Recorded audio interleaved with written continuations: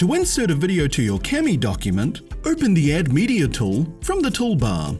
You can choose where you want to upload it from, My Computer, Google Drive, or YouTube.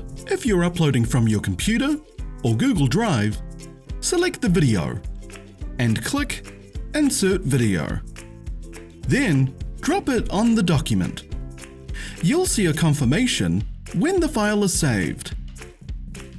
Keep in mind, larger videos will take longer to upload. When inserting a YouTube video, look for the video as you normally would on YouTube. Select the video, then click on Insert Video to drop it on your Cami document.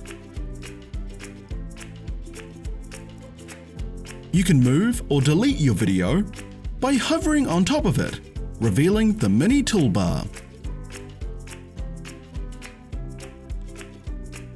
Add more videos into your document at any time and enjoy a more interactive lesson with Cami.